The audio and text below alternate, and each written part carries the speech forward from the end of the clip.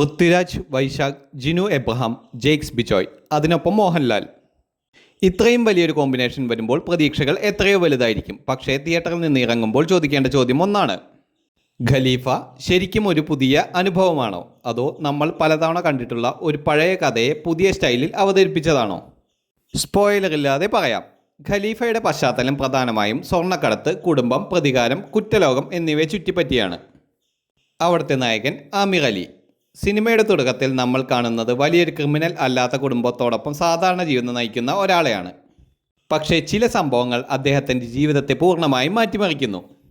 അവിടെ നിന്നാണ് കഥ റിവെഞ്ചിൻ്റെയും ഗോൾഡ് സ്മഗ്ലിംഗ് വേൾഡിൻ്റെയും ഭാഗത്തേക്ക് പോകുന്നത്. ഇവിടെയാണ് സിനിമയുടെ ഏറ്റവും വലിയ പ്രശ്നവും. കഥ മോശമല്ല, പക്ഷേ പലതവണ കണ്ടുമടുത്ത സ്റ്റോറി ലൈൻ തന്നെയാണ് ഈ സിനിമയിലും വന്നിട്ടുള്ളത്. സ്വർണ്ണക്കടത്ത്, കുടുംബത്തെ ബാധിക്കുന്ന പ്രശ്നം, പിന്നെ റിവെഞ്ച്, ഇതൊക്കെ മലയാള സിനിമയിൽ നമ്മൾ പല രൂപത്തിൽ കണ്ടിട്ടുള്ളതാണ്. അതുകൊണ്ട് തന്നെ സിനിമ നമുക്ക് 100% പ്രഡിക്റ്റബിൾ ആയിരുന്നു. അതാണ് ഖലീഫയുടെ ഏറ്റവും വലിയ വീക്ക്നെസ്. എൻ്റെ അഭിപ്രായത്തിൽ സ്റ്റോറി ടെംപ്ലേറ്റിൽ പുതുമ വളരെ കുറവാണ്. പക്ഷേ അതുകൊണ്ട് സിനിമ മുഴുവൻ മോശമാകുന്നില്ല. കാരണം ഖലീഫയുടെ ലക്ഷ്യം ഒരു കോംപ്ലിക്കേറ്റഡ് സ്ക്രീൻ പ്ലേ കൊണ്ടുവരിക എന്നതല്ല, മറിച്ച് ഒരു മാസ് ആക്ഷൻ എക്സ്പീരിയൻസ് ഉണ്ടാക്കുക എന്നതാണ്. അവിടെ സിനിമയ്ക്ക് ചില സമയത്ത് രക്ഷ കിട്ടുന്നുണ്ട്. കഥ പ്രഡിക്റ്റബിൾ ആണെങ്കിലും പ്രസൻറ്റേഷൻസ്, ആക്ഷൻ ബ്ലോക്സ്, പൃഥ്വിരാജിൻ്റെ സ്ക്രീൻ പ്രസൻസ്, BGM എന്നിവ ചേർത്ത് ചില രംഗങ്ങൾക്ക് തിയേറ്റർ ഇമ്പാക്റ്റ് ഉണ്ടാക്കാൻ പറ്റുന്നുണ്ട്. ഇനി നായകനിലേക്ക്. ആമിർ അലിയായി പൃഥ്വിരാജ് തന്നെയാണ് സിനിമയുടെ ഏറ്റവും വലിയ strength. Look, body language, attitude, screen presence, ഇതെല്ലാം പൃഥ്വിരാജ് വളരെ നന്നായി ക്യാരി ചെയ്യുന്നുണ്ട്. പ്രത്യേകിച്ച് മാസ് സീൻസ് വരുമ്പോൾ പൃഥ്വിരാജിൻ്റെ പ്രസൻസ് സിനിമയെ മറ്റൊരു ലെവലിലേക്ക് എത്തിക്കുന്നുണ്ട്. ഇനി ഏറ്റവും കൂടുതൽ പ്രതീക്ഷിച്ചിരുന്ന പേര് മോഹൻലാൽ. മാമ്പറയ്ക്കൽ അഹമ്മദ് അലി എന്ന കഥാപാത്രമായാണ് മോഹൻലാൽ എത്തുന്നത്. പക്ഷേ ഇവിടെ വലിയൊരു സർപ്രൈസ് ഉണ്ട്. മോഹൻലാലിൻ്റെ റോൾ നമ്മൾ പ്രതീക്ഷിക്കുന്ന അത്ര വലുതല്ല. ഇതൊരു സ്പോയിലർ അല്ല, മോഹൻലാൽ ഈ സിനിമയിലുണ്ട് എന്ന് എല്ലാ ഇൻ്റർവ്യൂവിലും പൃഥ്വിരാജ് തന്നെ പറഞ്ഞിട്ടുള്ളതാണ്.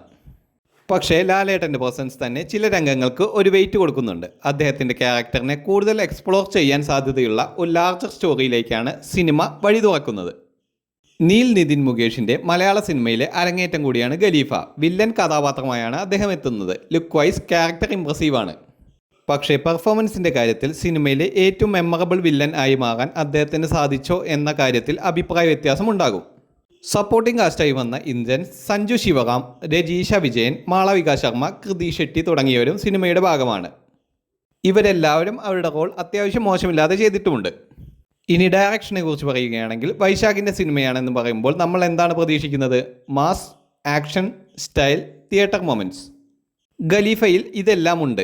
വലിയ സ്കെയിൽ സിനിമ അവതരിപ്പിക്കാൻ സംവിധായകൻ ശ്രമിച്ചിട്ടുണ്ട്. ആക്ഷൻ സീനുകളിൽ എനർജിയുണ്ട്. പക്ഷേ സ്ക്രീൻ പ്ലേ പ്രഡിക്റ്റബിൾ നേച്ചർ കാരണം ചില ഭാഗങ്ങളിൽ ഡയറക്ഷന് പോലും പരിമിതി വരുന്നു. അതായത് വൈശാഖിൻ്റെ മേക്കിംഗ് കാണാം, പക്ഷേ സ്ക്രീൻ പ്ലേയുടെ ഫ്രഷ്നെസ് അത്ര കാണാനില്ല. ഇനി ഈ സിനിമയുടെ ഏറ്റവും വലിയ പോസിറ്റീവ് ജെയ്ക്സ് ബിജോയുടെ BGM ആണ്. ചില രംഗങ്ങൾ സ്ക്രീനിൽ കാണുന്നതിനേക്കാൾ കൂടുതൽ ഇമ്പാക്റ്റ് കിട്ടുന്നത് BGM കൊണ്ടാണ്. ജോമോൻ ടി ജോണിൻ്റെ വിഷ്വൽസ് സിനിമയുടെ മറ്റൊരു വലിയ സ്ട്രെങ്ത്താണ്. സിനിമാറ്റോഗ്രഫി അദ്ദേഹം അത്യാവശ്യം നല്ല രീതിയിൽ ചെയ്തിട്ടുണ്ട്. അതുകൊണ്ട് തന്നെ വിഷ്വൽ ഡിപ്പാർട്ട്മെൻറ്റിൽ സിനിമ നിരാശപ്പെടുത്തുന്നില്ല. എഡിറ്റിംഗ് ചെയ്തിരിക്കുന്നത് ചമൻ ചാക്കോയാണ്. 2 മണിക്കൂർ 39 മിനിറ്റ് റൺ ടൈമുള്ള സിനിമയിൽ പേസിംഗ് എല്ലായിടത്തും ഒരുപോലെ സ്മൂത്ത് അല്ല. പ്രത്യേകിച്ച് ആദ്യ ഭാഗത്ത് സ്ക്രീൻ പ്ലേ പ്രഡിക്റ്റബിൾ ആകുന്നതിനാൽ ചില പോർഷൻസ് ഡ്രാഗ് ചെയ്യുന്ന പോലെ ഫീൽ ഉണ്ടാക്കാം. പ്രോബ്ലം എഡിറ്റിങ്ങിനേക്കാൾ സ്ക്രീൻ പ്ലേ പേസിങ്ങിലാണ്. ഇനി ക്ലൈമാക്സിലേക്ക്. ക്ലൈമാക്സാണ് സിനിമയുടെ പ്രധാന തിയേറ്റർ മൊമെൻറ്റ്സ് ഉള്ളത്. എന്നാൽ ക്ലൈമാക്സിലേക്ക് എത്തുന്ന സ്ക്രീൻ പ്ലേ കുറച്ചുകൂടി ടൈറ്റ് ആയിരുന്നെങ്കിൽ ഇമ്പാക്റ്റ് ഇനിയും വലുതാകുമായിരുന്നു. ചില മാസ് മൊമെൻറ്റ്സ് കഥയിൽ നാച്ചുറലായി വരുന്നതിന് പകരം ഇവിടെ ഒരു മാസ് സീൻ വേണം എന്ന് വിചാരിച്ച് കൊണ്ടുവച്ചതുപോലെ തോന്നി. ഇതാണ് സിനിമയുടെ മൊത്തം പ്രശ്നം.